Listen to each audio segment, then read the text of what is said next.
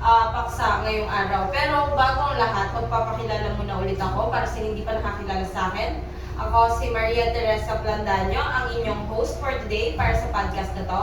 Kasama ko rin si Robert, si Eliza, si Carl, at si Campo. Ngayon, bibigyan natin ng paksa kung ano yung feedback, ano nga ba yung maging magandang epekto ng pagbibigay ng feedback sa ibang tao, sa mga pangyayari. If maganda bang epekto nito, negatibo ba? So, Robert, para sa'yo, ano yung feedback? Ano ba yung, sa tingin mo yung feedback para sa'yo? Ito yung ano, yung nakakakuha ko itong feedback. Ito yung ano, resulta ng pangyayari na kung saan dito mo makikita kung negative or positive yung magiging resulta. Ikaw, Carl. Ito ako, dito mo naman malalaman.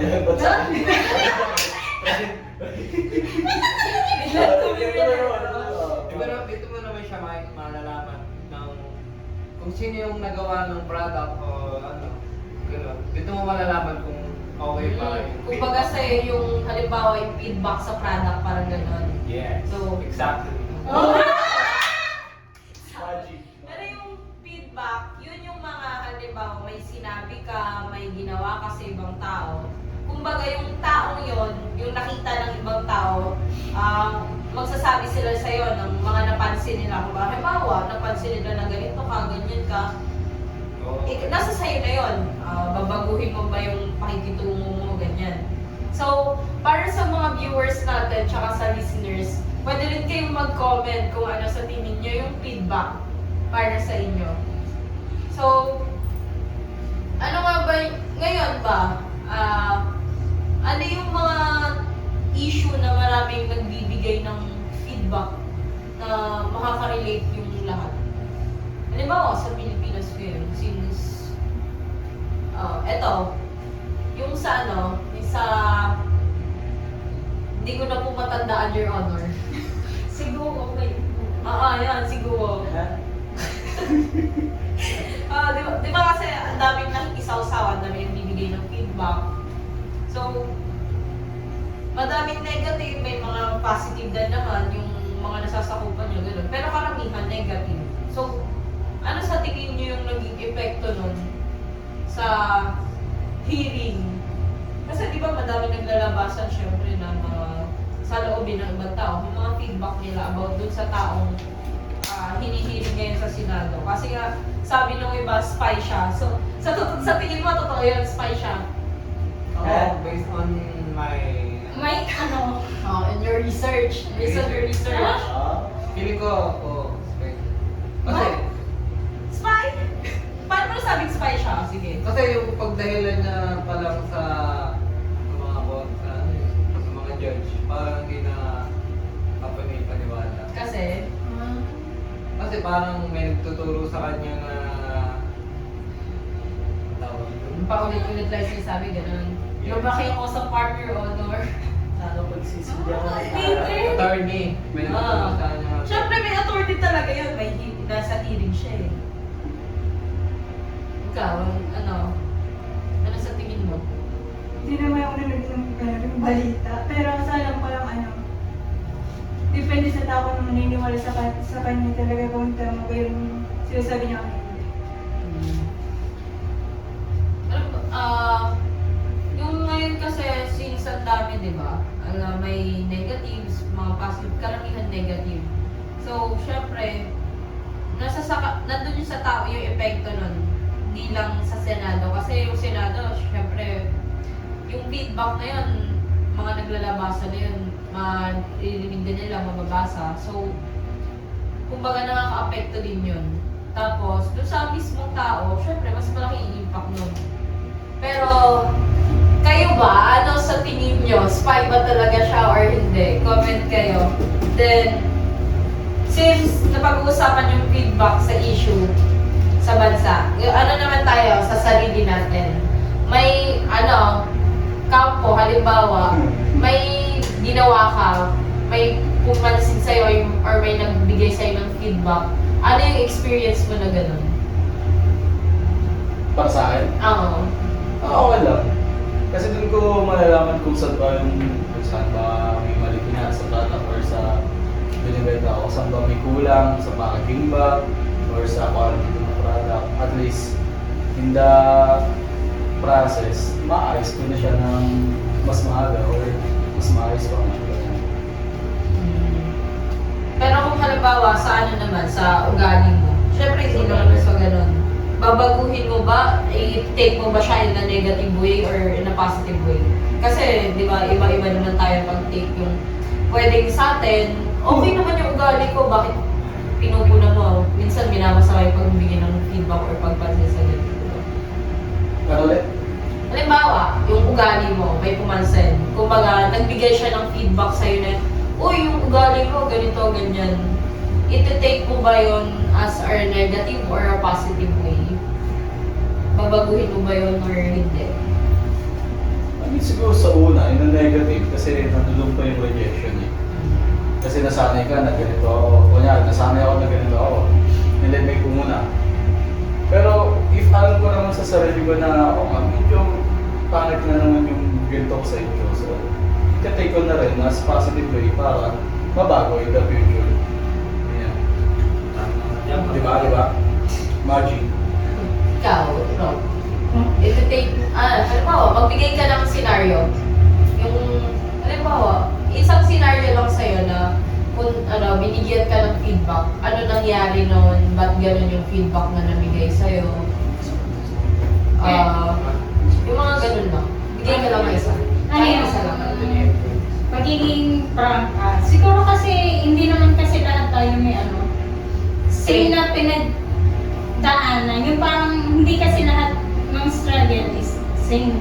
Ang kailangan na lang natin gawin is parang maging equal na lang sa lahat. Kunyari, yun nga, yung sa pagiging prank ka, maraming na pupuna sa na isakit ako magsalita. For me, parang nagpo-correct lang ako nung kasi nasanay ako sa iyo ng environment. Kaya ang ginagawa ko na lang is nagiging equal na lang ako. Doon na lang ako sa mga taong close ko na alam ko na kahit maging prank ako, okay lang. Pero medyo magiging mild ako doon sa mga taong alam kong soft. Kumbaga yung pagbibigay nila ng feedback, parang ilulugar mo na lang or babaliwalain mo na lang kasi hindi naman sila yung pinaka nakakasama mo. Pero, paano kung yung feedback na yun nakaabot sa iba, paano mo yun iti-take?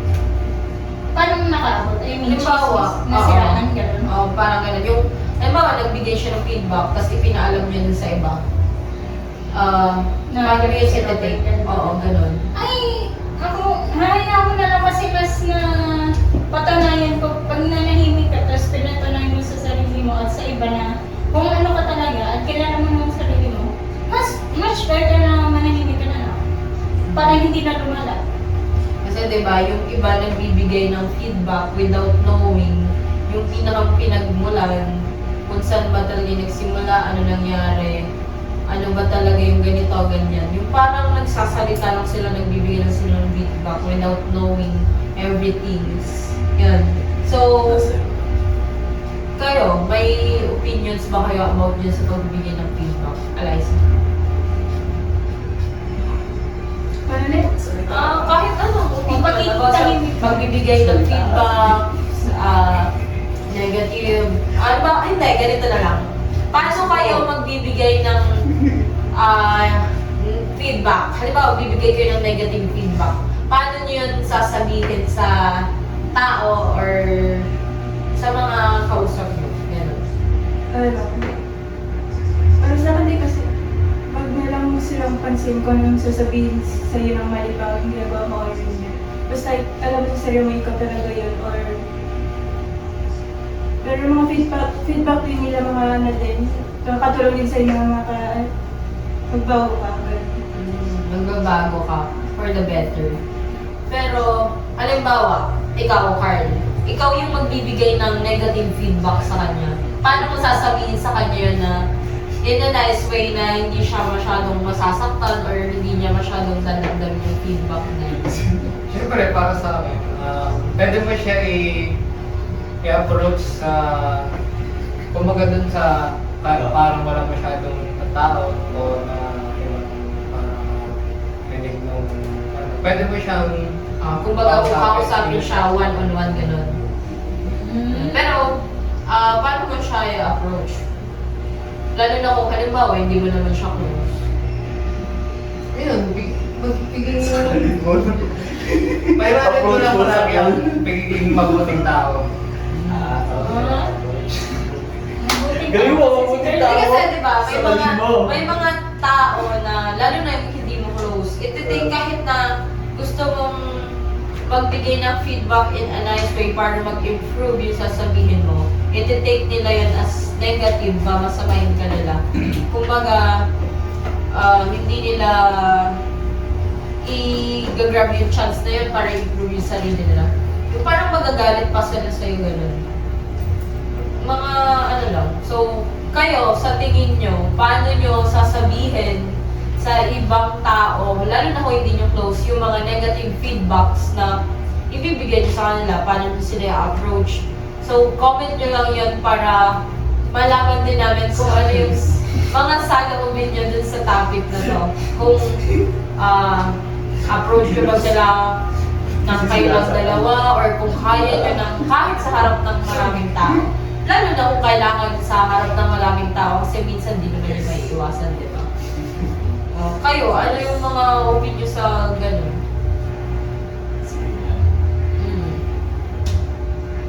I mean, basta ano mo lang project mo lang yung sarili mo. And i-project ko lang din sa kanila na mas maayos kang kausap. Na in the way, kaya mong pakalmahin yung sitwasyon na alam mong sabi natin frustrated yung taas ng pagbago. Pakalmahin mo lang muna siya, tapos i-take mo yung feedback mo. O ibigay mo yung feedback mo na mas katanggap-tanggap para sa kanila. Okay. So ito, magbabasa tayo ng isang message galing sa listeners natin. Ano daw? Eh di, kung ayaw nilang tanggapin yung feedback, hayaan nyo na lang sila. So, anong masasabi mo nun, Ron? Ano ulit? Kung ayaw daw tanggapin yung feedback, hayaan na lang daw sila. Oo. For me, ayan na lang kasi. Una sa lahat, kung hindi na kung ayaw na ng tao makinig or i-observe yung mga advice na sinabi mo para ikakabuti niya, bakit ko pa pipilitin? Parang mo siyang binabalik. Buti sana kung bata yan na pwede paturuan. Pero pag matanda na kasi may mga ego na tayo, may mga ideas na din tayo, may mga ano na tayo, parang, sus, sino ka ba para sabihin ako na ano ka lang naman, kaparasin na naman kita lang. Parang, alam mo yun, nandun yung pride. Kaya mas mabuting, parang wala ko naman siya. Kasi buhay mo pa rin yan, yung parang hindi niya pa rin maapektuhan yan. So, yun. Parang, okay, kung ayaw mo, edi wag ganun. Diba, ito, isa pa. Paano naman daw kung yung nagbibigay ng feedback, yun pala yung may mali? Mali yun. Mali feedback nun. Doon lang Hindi, halimbawa, kasi syempre, meron namang mga, for example, ikaw yung judge. Nagbigay siya ng feedback, pero yung pagbibigay niya ng feedback mali. Kumbaga, yung judge mismo, hindi niya na...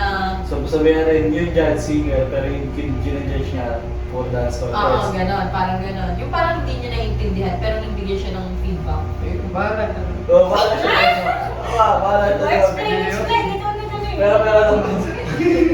Explain mo. Ikaw bumanat eh. Wala, kaya na lang siya. Kanyang opinion na Oo, yun. kanyang opinion na yun. Magaling siya dun eh. Hindi ba, yung sigo. Nasa kanila. Bago tayo magpatuloy, magpasalamat muna tayo sa mga sponsors natin. Hey, sponsors. Sponsor natin, Target Mall for our place. Okay. Tapos, ano pa ba? Sino pa ba? Close to go. Wala. Coffee Grind para sa tambayan namin mga nakaraang araw. Pero since wala na siya ngayon, Para namatay. see you next live. Hindi, pero mga announcements pa. May mga announcements ba kayo? Announcements. Announcements. Mga announcements. Sa may student ka para maging active kayo sa stigma. Organization natin yan. Yan, then sa mga gagraduates, congratulations, tapos na kayo. Tapusin. Sana hindi kayo mahirapan after. Ay, magiging third year na tayo eh. Magkakaklase pa kanya yan. OJT, yan. Meron. Pero sa mga hindi gagraduate, better luck next time. Oh. May mga tawag dito, mga feedback na manggagaling sa, halimbawa, mga nakakataas. Si Lord. Grabe naman si Lord. Sorry ka. Halimbawa, yung hindi po siya talaga, kontrolado. Parang, halimbawa, nabigyan ka ng feedback, hindi dahil sa kagagawan mo, dahil sa kagagawan ng ibang tao. Paano naman yun, yung gano'n? Halimbawa, nakarating sa trabaho, ganito. Nakarating sa, ganito lang, since school, yung mga nag-aaral, nakarating sa principal or sa dean na ganito ka, ganyan, dahil sa kagagawa ng ibang tao, tapos ikaw yun na bigyan ng sanction. Paano mo yun iti-take?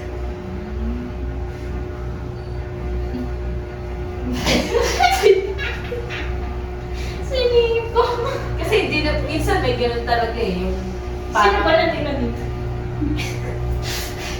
may ganun, yung parang sinisiraan ka. Yung, lalo na yung mga yung parang may inggit sa'yo. Tapos ikaw yung Ay, alam ko na. May cheese whiz na lang ako.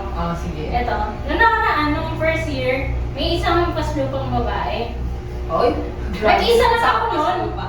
Mag-isa lang ako nung inaway ko siya. Tapos nagulat na lang ako, kinabukasan, ang balita niya sa mga kaibigan niya is madami kami. Tapos pinagkaisaan daw namin sila. Yung parang mag-isa lang ako nun. Tapos pagdating ng kwento sa mga kaibigan niya, na iba. Tapos kaya, noong mga araw na yun, may naghihintay daw sa akin sa labas. Hindi po ako na mag-isa yung humarap sa kanya, pero ang dami niyang backup. Tapos, ginawan pa ako ng kwento na kung ano-ano. More than sa ginawa ko. Ikaw, anong experience mo sa ganun? Wala hayaan mo Hindi sila. ba? Yeah. Mabait na mabait. Pero hayaan mo sila. Mabait kasi. Hindi! Ano mo yung kaya mo? Yung kay Jack yung nag-misunderstand. Yun, hindi naman yung feedback, parang misunderstanding lang. Ikaw, anong Wrong experience experience. ka ganun? Hindi. Wrong spirit talaga. Halimbawa, kahit anong experience, Mabait eh. magbigay ka lang ng experience mo na, halimbawa, nabigyan ka ng feedback. Any experience. Mabait eh. Pinagtuntog ko nga silang dalawa, hindi nga nag-reply. Alam mo siya. First impression. Nonchalant, no? Oh, pwede naman, yung feedback nila sa'yo, or, yan, pwede yan, feedback yun. Kung anong first impression nila sa'yo. Hindi ko lang kung alam niyo na pero eh. Yung yung walang kita niyo sa di ba, sa tingin niyo masugat ako, pero hindi ako masugat. Sa kanya lang siya, ganyan. Minsan. So, ano na tayo? Bigay tayo ng mga advice nyo sa kanila, sa viewers natin, sa listeners natin, about sa feedback, yung pagbibigay ng feedback, paano magbigay ng feedback, how they will take it in a negative or positive way ba? Mga ganun. Ikaw muna raw, una since ikaw yung nasa right. Bigay ka lang ng feedback. Feedback ng advice sa kanila. Ang advice ko lang is, halimbawa may kausap kayo, tapos naobserbahan niyo yung tao para mataas yung ego, or hindi nag-observe ng mga advice, hayaan nyo na lang. Kasi baka yung madami nila, hindi lang ibang tao, kundi sarili mo na parang masyado ka na-affected sa mga ginagawa niya. Tapos, sa mundo to, kailangan mo na lang maging equal sa lahat. Kasi hindi ka uusad or magkakaroon ng progress kung sa lahat na lang ng bagay magkakaroon ka ng sama ng loob. Kasi mas masayang mabuhay or intindihin ang sariling buhay kung parang okay ka sa lahat ng tao, di ba? Yung parang wala ka masyadong nang-intindi or wala kang kaaway. Ikaw. Ako Bigay na- ka sa ng advice. Ako, nasa sa inyo naman yun kung i-take nyo as a negative o yung feedback nyo or i-take nyo siya as improvement, ganun. Or improvement. For talaga. improvement pala. Yun Yeah. lang, guys. That's all. Kapag kung masama yung sinasabi sa'yo, or tama yung sinasabi tungkol sa'yo, huwag na yung awayan. Tanggapin nyo na yan, tapos sabihin mo na lang ng maganda. Kumbaga, tanggapin mo na lang, tapos baliwalain na lang. Kung Pero sa loob mo, nagagalit ka. Ganyan ka pala. Anong advice mo sa kanila?